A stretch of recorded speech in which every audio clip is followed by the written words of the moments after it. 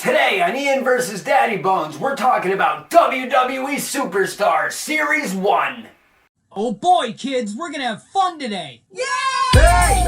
Alright! How is everyone doing tonight?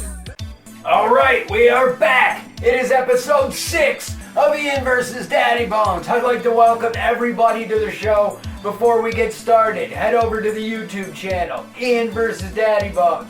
Give me a subscribe, smash that like button, hit that share button, click that bell notification so you can be ready when the next episode of Ian vs. Daddybones drops. And I want to give a special high five and a shout out to all my Patreon subscribers. If you're not subscribed to the Patreon, you're not getting bonus features. So head on over to the Patreon, Ian vs. Daddybones, throw me a buck, Chuck, and you'll get your name in the credits and you'll get access to all the bonus footage from me producing and editing and putting together Ian vs. Daddybones. Now, today, we're going to be talking about a brand new line that Mattel has put out in stores this year called WWE Superstars. And I really don't know where to begin with this line because there's so much to get into. Like, do I talk about what I had as a kid? Do I talk about what led to this? Do I talk about a line I'm not even collecting currently at the moment? So, I think it's best to start, you know what I mean? If I look back to my childhood, because when it comes to playing with Masters of the Universe, like I've stated it numerous times since starting this show, Masters of the Universe was my first true love as a child when it came to getting toys and falling in love with a toy brand and having a particular toy line be your favorite thing in the world, and that's what Masters of the Universe was. So from the ages of 3, 4, 5 going on 6, I was all about Masters of the Universe, you know? Then came the time in the 80s when MTV was new, and my parents got back together, because there was a time when I got introduced to Masters of the Universe. It was after my parents first got divorced and my mom and I moved to Florida. So my grandparents, along with uncles and aunts, introduced me to Masters of the Universe as part of my Christmas that year. And basically, by the time 1985, 1986 rolled around, my mom and dad worked out their bullshit, moved back up to Binghamton, New York, Vestal area. My parents got remarried when I was 5 years old, and basically, when my parents got back together, we were all living together, happy family again, and my parents had cable, and we had like the earliest form of cable. Like my first cable box was just like a rectangle brick that had buttons going across, and each button had like 2 functions. So like you push the button down, it was on one channel, you flip the switch the other direction up, and you were on a different channel. So that's what I remember my first cable box being like back in the day. So when my parents first got cable back in the 80s and we had like that switch cable box, like I remember being able to just hit different buttons and change channels and whatnot. So through like a combination of having cable and finding MTV when it was brand new in the 80s, not to mention finding the USA Network, because I was all about Saturday morning cartoons, and you had Saturday morning cartoons for like CBS, ABC, NBC, but then Sunday on all the channels that you would get your Saturday morning cartoons on, all your Sunday TV was all like church bullshit and programs and Sunday school and this and that, and you know, there was no cartoons to be found on like the basic channels. But through the USA Network, I was able to watch like USA Cartoon Express and whatnot. So through a combination of MTV, cable, and the USA Network, it was only a matter of time before I found out what the World Wrestling Federation was. And if you were an 80s kid and you know anything about growing up in the 80s and professional wrestling, you know that the 1980s was a boom period when it came to professional wrestling, with like all these network specials for like the WWF, like Saturday night's main event, and then you had the main event on Fridays. You know, you had Tuesday Night Titans in the 80s, you had WWF Superstars, you had WWF Wrestling Challenge, You know what I mean? There wasn't no Monday Night Raw. There wasn't no SmackDown in the 80s. You know, Tuesday Night Titans was the predecessor to Primetime Wrestling. Primetime Wrestling was the predecessor to Monday Night Raw. So it all goes back to the 80s and this 80s wrestling boom. So it's like, when I was 5, 6 years old, that's when I discovered professional wrestling, and I found my second love as an 80s kid. I had Masters of the Universe in one hand, and I had WWF in the other, and I was the happiest motherfucker alive. I shit you not. And I was all about WWF, and it's funny because I like wrestling, I love wrestling, but when I was a kid, if it wasn't WWF, I didn't care about it. I didn't care about the NWA. I didn't care about anything that took place in a wrestling ring that didn't involve the World Wrestling Federation, Vince McMahon's voice, or seeing that logo and that red, white, and blue ropes in the ring, and it was just fucking classic, you know, 80s rock and wrestling at its fucking finest. Like WrestleMania back in year one, like good times. So as a kid, you know, I had my wrestling figures. When I started getting an interest in wrestling, my parents I was like 6 years old that Christmas when I got my LJN WWF Superstars wrestling ring, and I got like my first group of WWF Superstars action figures. Like I had Hulk Hogan and Roddy Piper and the Iron Sheik. And, you know, I was all about those wrestlers because they weren't like Masters of the Universe. You know, they were very much bigger. Their arms didn't move. Their legs didn't move. They were made of hard rubber. And, I mean, and if you got hit with one or if you threw one at somebody, that fucker was going to hurt.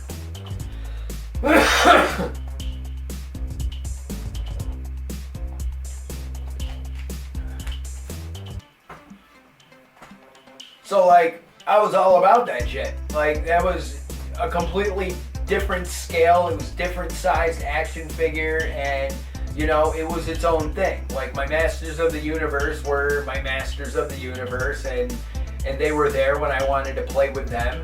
And when I wanted to play with my wrestling figures, I had my ring full of wrestlers, and I would play with my wrestlers in my wrestling ring, and it was fucking dope, you know? Absolutely amazing during the ages of 6 and 7 and 8 with my wrestling figures, you know, not necessarily moving on from Masters of the Universe. It just became a much welcomed addition. Like if the Masters of the Universe was Woody the Cowboy, then my LJN WWE Superstars were the Buzz Lightyear of that group. So eventually when the two came together, they were fucking Ian's toys. They were mine. And they were my favorite things in the world. And, you know, looking at wrestling figures over the course of my life, like, I had the LJN Superstars, and the LJN Wrestling Superstars, you know, they weren't the only type of wrestling figures that LJN put out. They had thumb wrestlers, they had Bendums, they had, like, these Stretch Armstrong-style twist wrestlers. That honestly, in my life, I've never seen one of those stretching, twist, bendable, friggin' WWE Superstars. But I mean, I've definitely like I mentioned on the last episode of the show, my homie Bobby from back in the day, like Bobby had wrestling figures, which was great because when it came to the WWE Superstar, the WWF Wrestling Superstars, it was WWF back then. Bobby had like all the wrestlers that I didn't have, and Bobby had what I called at the time in my life, Bobby had like the unique weird ones. He had the ones that I wasn't seeing in stores. Like, he had Jesse the Body Ventura, which I thought was weird as a kid. Like, why does Jesse Ventura have an action figure when he's just the commentator? Because I didn't know at that time that Jesse Ventura used to be a wrestler, you know? And like Hercules, you know, when he first came to WWE, he was Hercules Hernandez, and he wore like this gladiator armor over his wrestling gear. So his LJN Superstar figure had the armor like molded to his figure and whatnot, and you know, he had all the weird stuff like Terry Funk in and his chaps and his branding iron, you know what I mean, and his cowboy hat and shit. Like, Bobby had all of that. But it's interesting because the one thing that always bugged me as a kid was, like, my He-Man figures were in one scale. So, like, they could all play, like, I could play with them and have my adventures of He-Man and the Snake Men and the Evil Horde and Skeletor and shit.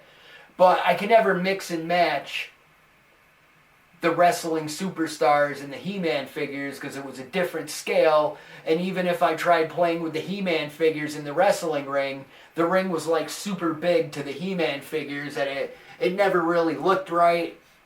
And don't even get me started on trying to have Hulk Hogan fit inside Castle Grayskull, because that definitely ain't fucking happening. But like, looking back on the 80s wrestling superstars, like, you know, they're legendary because they were the first WWF figures. Like, they're legendary because everything that came after the LJN superstars, it all goes back, and it started with the LJN superstars. And, you know, as I grew older and, like, grew out of my wrestling superstars, and it's not that I grew out of the wrestling superstars, there just came a point where you stopped playing with them because they stopped coming out with new ones, and the final WWF LJN Wrestling Superstars figures were only available in Canada, and they were, like, mail to order, and they were, like, a pain in the ass and a bitch. So I remember reading about, like, seeing in, like, wrestling magazines that flyer, the mail away for, like, you know, it was like Demolition Axe and, like, Ultimate Warrior, and I believe Honky Tonk Man, as well as I think Ravishing Rick Rude, and there was a Hulk Hogan variant on that shit. But I never got a chance to get any of those, and I knew nobody that had those figures. And it wasn't until years later, watching, you know, action figure collecting podcasts like this one on YouTube, that I stumbled across this information and learning all about, like, the end of the LJN Wrestling Superstars figures. And it's like, after the LJN Superstars died down, WWF's next deal was with Hasbro. So we had the I believe they were 5-inch WWF Superstars Hasbro figures. And these are legendary because they had action features, and you know, they were able to do things like Jake the Snake Roberts had a Python punch, and Hulk Hogan was able to, like, move his arms and shit.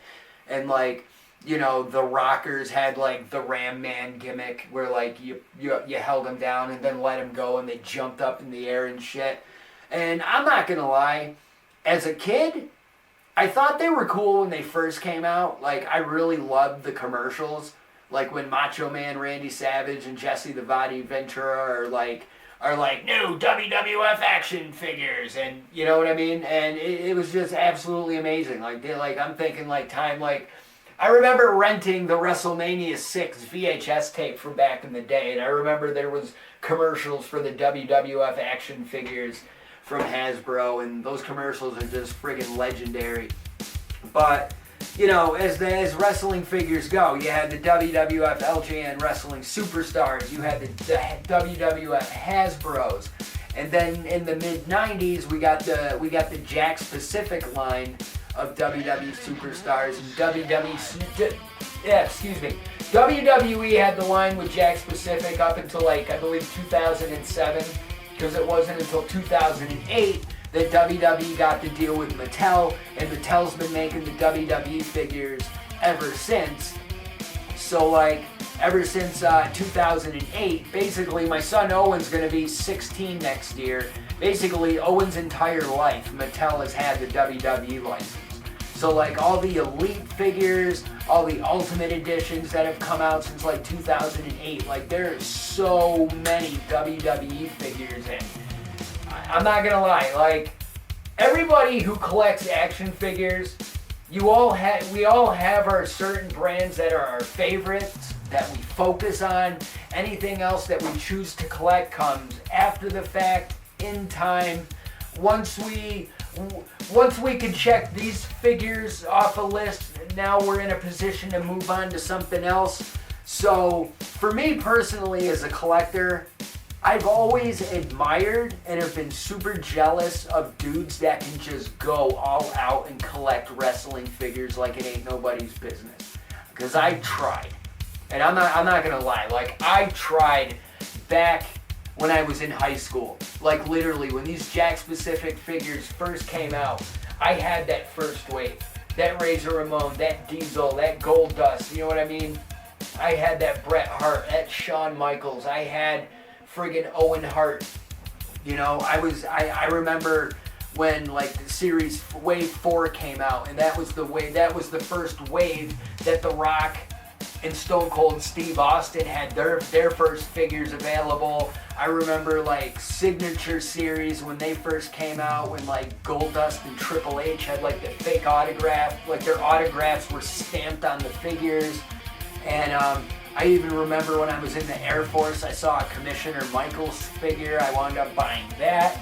So at one point, I did try collecting Jack Specifics figures, but it just got too overwhelming. And that was when like Marvel Legends was starting, because at the same time I was collecting Jack Specific. I picked up a couple Marvel Legends figures, and I remember like 3 of them in particular that I had. One was a statue of Venom, and it's like the mouth's all opening. You see like Eddie's face on the inside, and he's like standing on this base, but he's beating up like these armors that kind of look like Iron Man, but they're not Iron Man. And it came with like a comic book, and I had these 2 Spider-Mans. And come to find out, like, these were Series 1 Marvel Legends looking back on it. And I'm not going to lie, both of those figures are destroyed. Owen broke those figures when he was, like, between the age of 2 and 4. He got a hold of them one day and, like, literally snapped it at the leg. But it was, like, the black and red Spider-Man that had, like, the Spider-Man logo. And you were able to hang it on a peg on the wall or some shit. And then I had the symbiote Spider-Man, and he was able to hang on the wall too. So yeah, I apparently had like 3 of the OG original early fucking Marvel Legends figures, and if they were in great condition right now, they'd probably be worth some change. Probably not a lot, but enough to be like, hey, that's worth some money. But now it's nowhere to be found, and I can thank my son for it. That's right. I can thank my son for breaking my stuff. Yeah, I went there. But anyway, the Jack Specific WWE figures were like great when they came out. You know what I mean?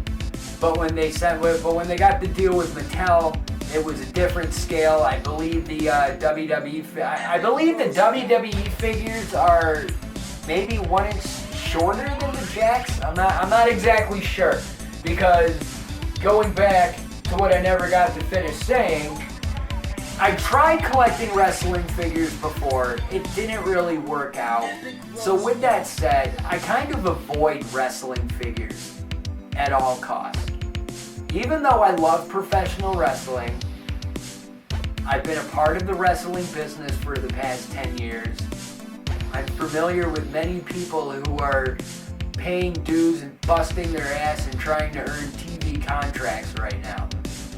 Like, I love me some wrestling, but I am officially staying away from wrestling figures, because you're gonna drown. You are going to drown in wrestling figures, especially if you're considering starting to collect them right now.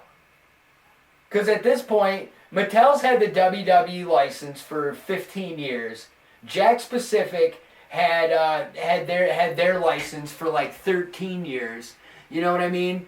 There's been so many wrestling figures released over the past 25 years.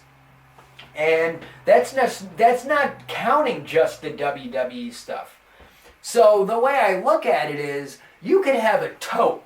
You know what I mean? You could have like a Rubbermaid tote full of 50 loose wrestling figures. But if you separate that tote, you got like 10 Stone Cold Steve Austins, 10 Rocks, 10 Triple H's, 10 Undertakers, 10 Kurt Angles. Right there, you got 50 wrestlers, but you just got 10 variants of different wrestlers. You have Stone Cold Steve Austin in every type of t-shirt he ever wore. Like, you could replace Stone Cold's 10 Steve Austin figures with 10 John Cena figures and get the same point across with the 10 different t-shirts. You know what I mean? At the end of the day, you're still drowning in John Cena figures, and it's like, I just don't see the fun in that. I don't see the fun in that. What's the point in buying 10 different John Cena figures as I sit here and think about all the different versions of He-Man that I bought over the 2 past fucking years?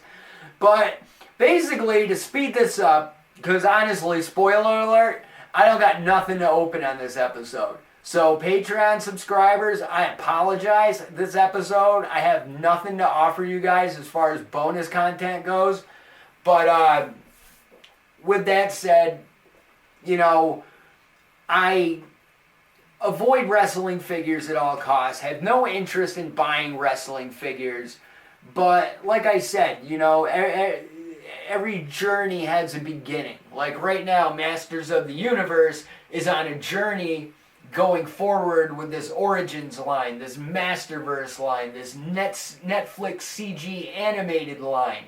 You know, you got 3 different Masters of the Universe toy lines available at retail. But the reality is, it's 2022 rolling into 23, right? But if we rewind the clock, before the pandemic, like 2008, like 2017, or it could even date back to 2016. Off the top of my head, I do not know. But I know between 2016 and 2017, the people at Mattel had a meeting, bouncing off ideas. Somebody came up with the idea of, hey, we have the Masters of the Universe license. We haven't done anything with Masters of the Universe in years. We've had the WWE license since 2008. What if we take the 2 lines and mash them together and we could come up with something unique and original? So, a couple more meetings later, eventually we got Masters of the WWE Universe, which was an amazing concept. Because what they did was they took WWE superstars and they put them in the same scale of the Masters of the Universe figures, and they gave the WWE superstar the He-Man gimmick of whatever fit the character best. Like, to start off this brand, they had to establish the hero, they had to establish the villain. The hero in the Masters of the WWE Universe line is John Cena. So they have a John Cena figure where he's wearing like battle armor, He-Man type armor, but it looks like one of John Cena's shirts. He has He-Man's sword, and I believe he has He-Man's axe, but they're translucent and invisible. You can't see his weapons. So, John Cena's the hero, and as far as the villain, we got Triple H. But they decided to give Triple H the Terror Claws Skeletor Terror Claws that pop on his arms, so Triple H has his Terror Claws. But the best part is they're being very punny. And there's Easter eggs within this shit. Because when Triple H started off his wrestling career, his original ring name was Terra Rising. So it's Skull King Triple H with his Terra Rising Terror Claws. And I just thought that's fucking amazing. That's genius, that's brilliant, and I love everything to do with this. So, you know, you had Triple H, you had John Cena, And mind you, the wrestlers that you see right now, they are standing in the Masters of the WWE Universe ring. I actually grabbed this for $20 at a Big Lots one day. I couldn't pass it up. I didn't have it, and I'm like, you know what? This type of ring would be like the coolest thing to like store figures. So if I don't have like shelf space or I need some extra space, you could basically fit like a whole Battle Royals worth of motherfuckers in this ring just to friggin' put them on display and shit. So, grab this ring at Big Lots, and, I've been keeping my Masters of the Universe figures in here, but the thing is, you see, like, little cobwebs and stuff, but, basically, going back to it, you had John Cena, you had Triple H, there were other wrestlers that they threw into the mix, like, you had Braun Strowman with, like, Beastman's armor. You had one of the best ones. One of the best figures they had was the New Day. But they did the New Day as Manny Faces. So like Manny Faces, you turn the knob on his head and he went from like robot to man to monster. You turn the knob on the head and it goes from Kofi Kingston to Big E to Xavier Woods, and you got all three members of the New Day on one body. So that was pretty cool. In the 80s, one of the Skeletor variants was like Dragon Mist, Dragon Blast Skeletor, where he had that dragon on his shoulder that sprayed water and shit. Well, they decided to make a Ricky the Dragon Steamboat figure, and Ricky Steamboat had the dragon on his back. And I'm like, holy shit, that's absolutely amazing. Like, this is pure genius. I love what they're doing with this. And even to the point to where, like, Triple H was the bad guy. He was the Skull King. So the Skull King's gonna need a queen. So they made a Stephanie McMahon figure, but Stephanie's evil Lynn, and I wouldn't have it any other way. It was absolutely genius, and the Masters of the WWE Universe line only lasted like 9 waves before they pulled the plug on it. But they were able to put out the Castle Grayskull ring, and this ring was by itself. It did not come with any figures, but there is a version of the ring that does come with the John Cena and the Triple H figures. And at the end of the run of the line, they did release a Rattlesnake Mountain ring, which came with Stone Cold Steve Austin and Hulk Hogan, and basically it came, this ring's in like the Grayskull ring. The other ring is in the Snake Mountain purple, and it's got like snake heads that pop on the ring posts, and it's Stone Cold Steve Austin has like pop-on snakes that fit over his arms, kind of like Triple H's Terror Claws. So the whole line looked like it was a lot of fun, and honestly, I saw those figures available, honestly, when I first started collecting Origins. I wasn't interested in starting Masters of the WWE Universe while I was currently focused on Origins, because this was when I was only focused on Origins. I wasn't even interested in Masterverse at the time, and it's one of those type of things where it's like, when I start a new hobby, I gotta baby step it, especially when it costs money and it's something that could, agitate or irritate my wife. I gotta kind of ease my way into this new hobby to where it goes from, oh my god, you bought another one, to, oh sweet, what one did you get this week? You know what I mean? So I don't want to go overboard with anything, but if I get there someday, I wouldn't mind collecting Masters of the WWE Universe. But like, basically, you had Masters of the WWE Universe. That when that line ended, Origins began, and Origins has been doing its thing since 2020. It started at the end of 2019. So basically, this Masters of the Universe Origins reboot launch, where it's in its 3rd year, and things are looking really great as far as Masters of the Universe goes. But with WWE, Mattel decided they were gonna, since Masters of the Universe is doing quite well, and the WWE the Masters of the WWE Universe line, while it didn't do the greatest, it did enough to where Mattel caught wind that people enjoyed the line to where, okay, well, if they're enjoying this Masters of the Universe WWE crossover mashup, well, maybe Masters of the Universe can work at retail again. And fucking here we are. And since they're no longer doing the mashup line, you know, the tooling's there.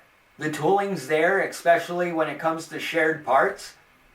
And that's where WWE Superstars comes in. Because now we have a brand new line of WWE action figures that are the exact same scale as Masters of the Universe Origins, which means the majority of the characters are going to share the same shoulder joint, shoulder pieces, bicep, you know what I mean, elbows, forearm, you know, crotch, thigh, knee, ankle.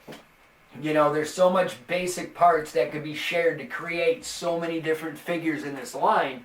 And they put out, so far, they put out 3 waves of figures in 2022. The first wave of figures came out in at the beginning of the summer. And, well, it was, I would say, end of spring, beginning of the summer. And because I know my birthday's in June, and when it was my birthday this year, that's when Amber let me order some stuff from Big Bad Toy Store that I had delivered, like my Terraclaw Skeletor, my Flying Fist He-Man, and there's these Ninja Turtle figures that I was checking out at the time that I have since purchased. And I'm going to be talking about those on a future episode of Ian vs. Daddybones. But it was right around my birthday that I first started looking for these in Walmart, because this line is exclusive and only available in Walmart.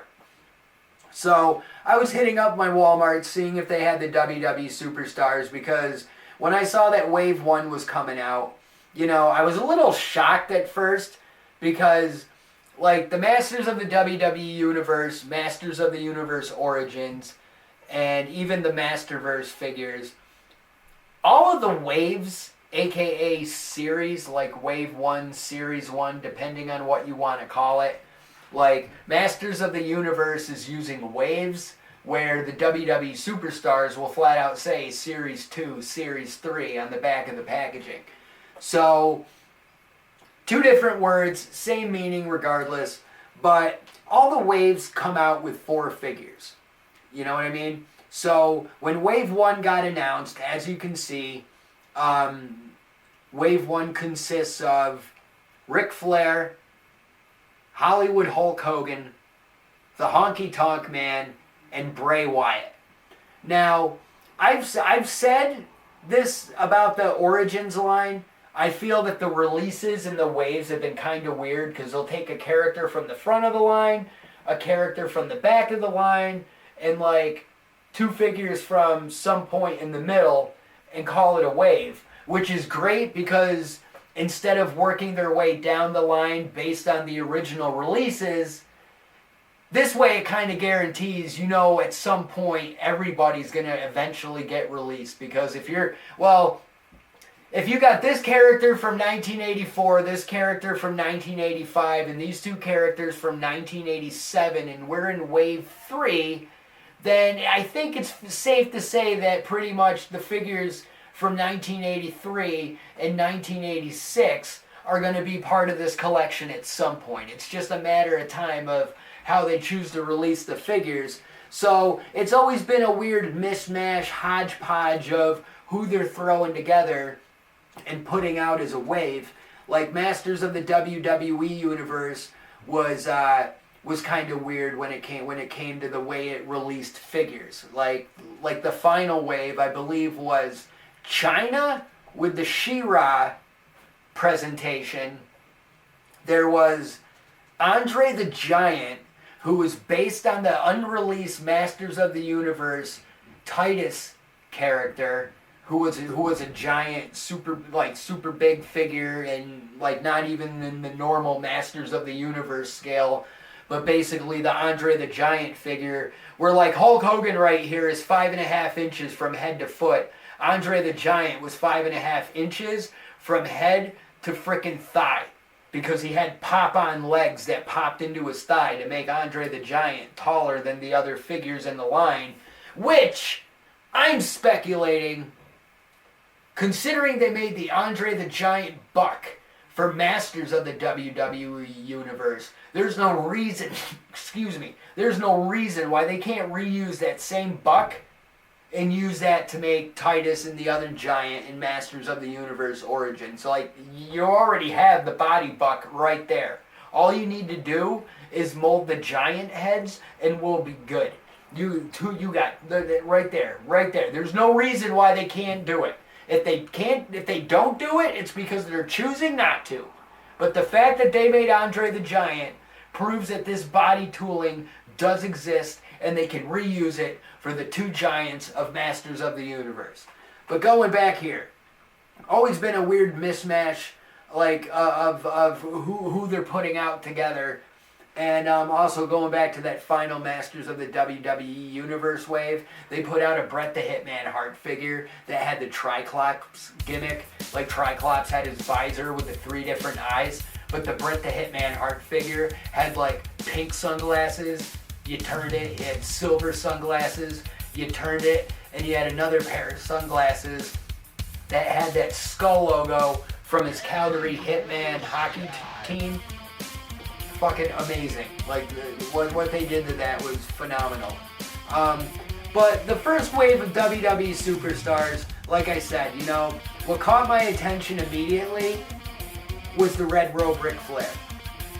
Because that's one thing I can say and just makes me smile and feel really fucking good about these figures. The attention to detail is so sick. Like, you actually have Nature Boy Ric Flair in a red fabric robe, and I'm not gonna undo that bow. I'm gonna leave that tied just the way it is.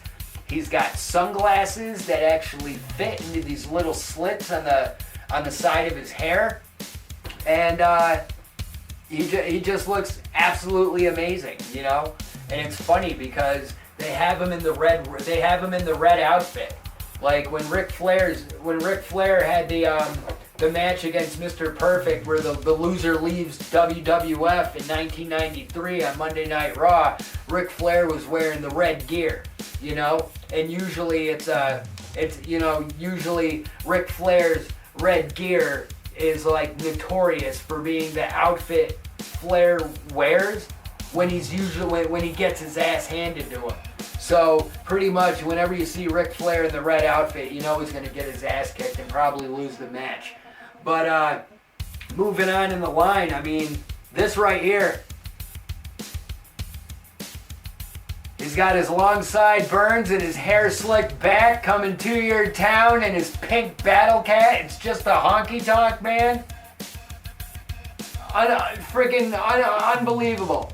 Like, he's in his blue satin jumpsuit. You know what I mean? He's got the red scarf around his neck, which you can't really see, but it's there. And he's got his guitar accessory, and the guitar accessory smashes into 5 pieces. Which is good to know, because if they ever decide to make a Double J Jeff Jarrett figure in this line, you know he's going to come with that same guitar, and it's probably going to say choke on this, slap nuts, and I look forward to buying that, but chances are it's probably not going to come out, especially since Jeff's in AEW right now. But you got Hollywood Hulk Hogan. Now, I do got to say, for this being a line called WWE Superstars, I do find it odd how the first Hulk Hogan figure in this line is the WCW NWO Hollywood Hulk Hogan rocking the white and black instead of being the red and yellow Immortal Hulk Hogan from the 80s. But I gotta say, my honest opinion, I am not a Hulk Hogan guy. I've never been a Hulk Hogan guy. But I do have to say, in this Masters of the Universe scale, this is one of the best Hulk Hogan figures I've ever seen in my life. Like, the amount of detail on this Hogan is just sick. Like, he's wearing a cloth NWO shirt that's sealed by Velcro, so it opens from the front, okay? I don't know how well this is gonna pick up, but his friggin' bandana comes off, okay? His sunglasses pop off. He comes with the NWO spray painted version of the WCW World Heavyweight Championship. And he comes with his Hollywood weightlifting belt. And the attention to detail is so sick, he even has the airbrush design on his boots. So I gotta say, like, this is one of the coolest Hulk Hogan figures I've ever seen in my life. And it's just so sick seeing it in the Masters of the Universe scale. Like, I could put him and He-Man next to each other, and Hulk Hogan looks like he belongs there. You know what I mean? I put Ric Flair next to Tila or Man at Arms. Ric Flair looks like he belongs there. Like, Ric Flair can fit in a Wind Raider because there's no Lear jets in Eternia, so he's not a jet flying. You know what I mean? He's a Wind Raider flying, kiss stealing, wheeling dealing. And then you got Honky Tonk Man. With the attention to detail with him, to me it's all about the suit. And I'm gonna tell you right now, I've done some research, and looking at this Honky Tonk Man, he's wearing a blue suit with the red accent. Now, after doing some research, it's safe to say that this is a 1986 going on 1987 Honky Tonk Man.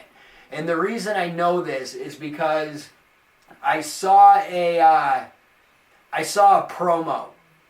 I saw a promo for like the Hartford Civic Center or wherever the hell it was in the 80s, or maybe it was the Nassau Coliseum.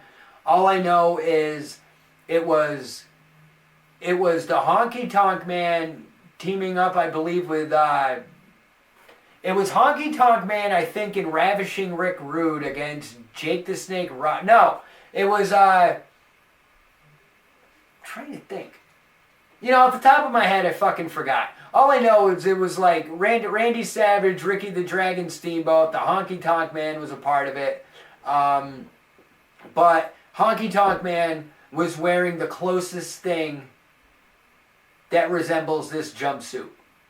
Because he had another blue jumpsuit, but that was the one that was all sparkly and had like Elvis on the front of it, and they can't put that on merch and whatnot. But overall, looking at the Honky Tonk Man, I do gotta say, I am super impressed that he's in the jumpsuit, because if this was his 80s LJN figure, or even if this was his Hasbro figure, that jumpsuit would have been molded right on the figure.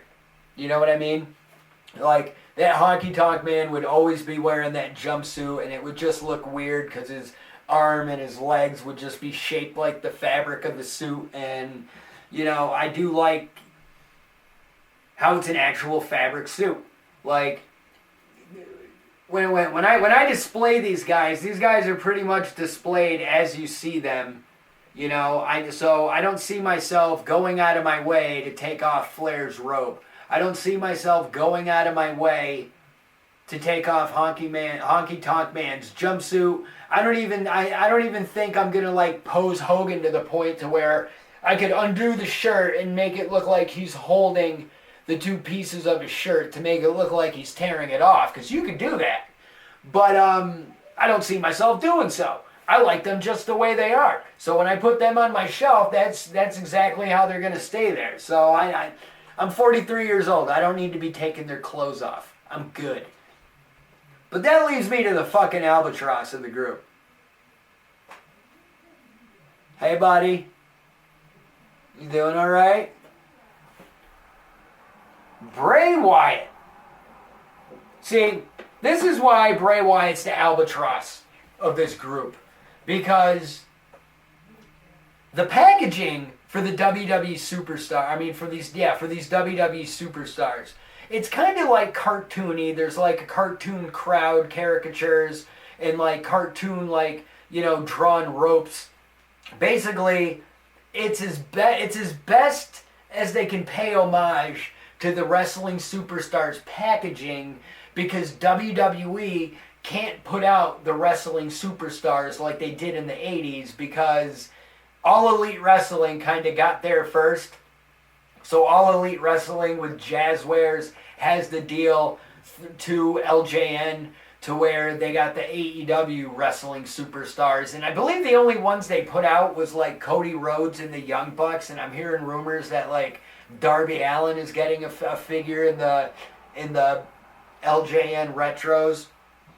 But basically, I was under the impression the entire time that this was going to be a line based on like the best 80s and 90s gimmicks that could all fit under that umbrella of this is your dad's wrestling. So with that said, the fact that Bray Wyatt was put out in the first wave blows my mind, because there's nothing about Bray Wyatt that makes me think of the 80s or 90s. The only thing about Bray Wyatt that makes me think about is the 80s and 90s is his dad.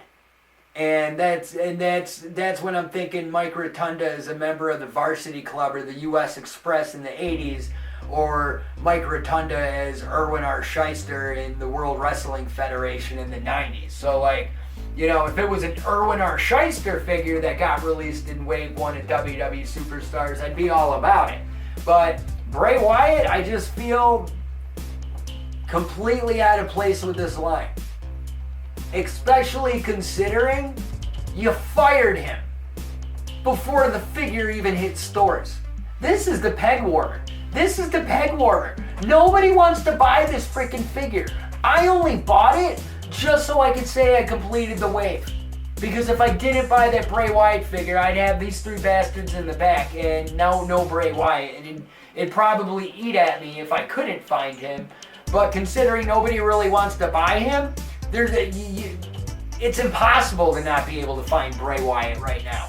But on top of that, you put a character that's out of line with the timeline of the figures that you're plucking from, but you choose to release him wearing an outfit that he only wore once in a promo in a feud that had people like saying, man, this is stupid. They should be doing better things with Bray Wyatt. Why are they doing another feud with Randy Orton? This is ridiculous. And that's the thing. They had an episode of Firefly Funhouse where Bray Wyatt dressed up as the Mad Hatter, wore this outfit, wore that hat. That was it. He never wrestles in that outfit. He hasn't worn it since. And I don't know who thought this was the route to go when we're putting out a Bray Wyatt figure instead of The Fiend. Especially considering you put out a Masters of the WWE Universe figure of The Fiend. His head sculpt is already there. You could have released him as a deluxe figure and put out and released the Fiend head. You could have put him out as a deluxe figure and made a cloth sweater.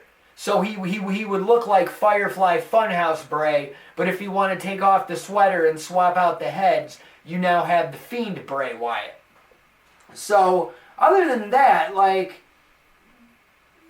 just think it's interesting concept. It was funny for not really, but for the purpose of him wearing that for a promo, it made sense. Making this like a DLC costume in a video game? Boring. Same thing with releasing an action figure of him wearing the same outfit. Like I said, he's warming pegs right now. There's probably 5 of these bastards on a peg at the Walmart in Vestal. There's probably 5 of these bastards on a peg at the Walmart in Johnson City. it's just a real shit character that I feel anybody else could have been put in this line as the fourth figure instead of Bray Wyatt, and it would have made the entire package like look so much better. I mean, I'm not saying Bray Wyatt completely ruins this wave. I mean, this is a wonderful start for a brand new line that Mattel and WWE want to put out, but I just feel to kick off this new line, especially with the cross compatibility with Masters of the Universe, this version of Bray Wyatt doesn't seem like the type of character to make me run right out to the stores saying, I gotta get that. The rest of these guys all had my attention. Like, I wanted that Ric Flair first, and I got him. And then I accidentally, I had to go to Walmart for something unrelated to my collecting. And I think I was getting furnace filters. But I went to Walmart to get like furnace filters and shit. And I'm like, since I'm here, I'll go see if they have anything new in the toy aisle. Went down the toy aisle, saw the Honky Tonk Man. Then that left me just Hulk Hogan and Bray Wyatt. And Bray Wyatt I had no interest in getting, so I was making sure he was going to be the last figure in the wave. So that left me with just Hogan. And I wasn't seeing Hulk Hogan anywhere in my area between the two Walmarts. He was nowhere to be found. But luckily, I had a friend of mine who was keeping his eye out while he was hitting up his Walmarts in Pennsylvania. And that's my buddy Eric Pinhat. And he's one half of the pro wrestling tag team, the Diamond City War Machines. So you should definitely go give Eric Pinhat a follow on social media. He collects action figures too. Eric's all into that NECA Teenage Mutant Ninja Turtle line. So Eric's always showing me pictures of stuff that he's getting delivered at his house. And Eric dabbles in photography. So Eric's always showing me a bunch of dope-ass pictures that he's always taken of his Ninja Turtle figures with his diorama setups that he has. And it's pretty fucking dope. He actually just got the 4-pack of the Teenage Mutant Ninja Turtles coming out of their Shells tour. And he was showing me some pictures of that, and that came out looking really fresh. So thank you very much, Eric Pinhat, from the bottom of my heart for helping me secure this Hulk Hogan. Because it's funny, Pinhat mails me Hulk Hogan, so I finally get Hollywood Hulk Hogan, and then like 2 weeks later, now I'm seeing Hulk Hogan everywhere. Like, I can go to Walmart right now and I'll probably see a Hulk Hogan there, and it'll just make me shake my head like, you son of a bitch. Like, I remember looking for weeks for you, not seeing you anywhere. Now I can just walk into the store whenever the fuck I want, not even try to want to buy you. And here you are. But yeah, overall, I definitely got to say, I'm extremely happy with the Masters of the WWE Universe line. And this right here is the very first complete wave of that line. And like I said, there have been 3 waves released so far. And the next episode of Ian vs. Daddybones, since I don't have anything to open on this episode, I'm actually going to have a double opening. Because if you've been paying attention to my TikTok and you watch this show, then you'll know that recently I just showed off on TikTok. I got a mail call. And inside my mail call was my Scott Hall and Kevin Nash Series 2 WWE Superstars figures. And those 2 figures, along with Shawn Michaels and the Ultimate Warrior, are going to make up the second series of WWE Superstars. So I'm going to talk about them on the next episode of the show. And with that said, I think I'm about to call it a night because it's Saturday right now. I was planning on doing this episode originally on Monday, and I've been up since like 5 o'clock in the morning. I had to put in a full shift at work, and fucking here I am knocking out another episode of Ian vs. Daddybones. So, yeah, I appreciate all of you for watching this right now. If you subscribe to me on the Patreon, I double appreciate you right now. And there's plenty of bonus content up available so far for the first 5 episodes of Ian vs. Daddybones. And I want to thank you very much for your paid support. You know, we're coming up on the end of the first month of the show. So my renewing subscribers I will see who stays along for the ride next month, and I'm looking pretty forward to that. But if you want to show support in other ways, hey, you don't have to throw me $1 and subscribe to the Patreon. I mean, don't get me wrong, I'd very much appreciate it and would love it if you do. But other ways to show support, simply head over to the YouTube channel, Ian vs. Daddybones. Click that subscribe button, smash that like, hit the bell notification, interact with the post, leave a comment, click the like button. Also, if you're interested in buying a t-shirt, you can check out Ian vs. Daddybones over at storefrontier.com. I got a store up over at Storefrontier. I got like over 30 t-shirt designs dating back to t-shirt designs that I've had with the Original Geeks podcast, t-shirts that I've had over my involvement on professional wrestling over the past 10 years, and I got designs that I've just been working on nonstop, designs that other talented artists have done for me. So there's all sorts of stuff over at the Store Frontier for Ian vs. Daddybones. And it's not just t-shirts. Like, you can get hoodies, you can get fucking cooking aprons, you can get beer koozies, or even like protein shake koozies. You can get baby onesies if you want. I don't care what you do. Just go buy something, will ya? Throw support, give me a dap, and with that said, cheers, Pete!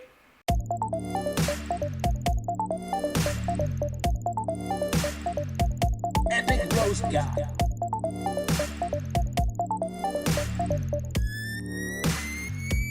Epic roast guy.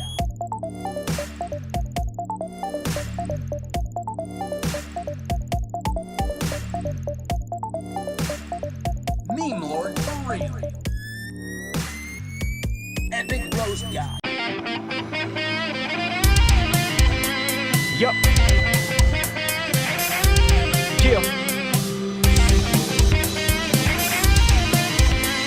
Yup.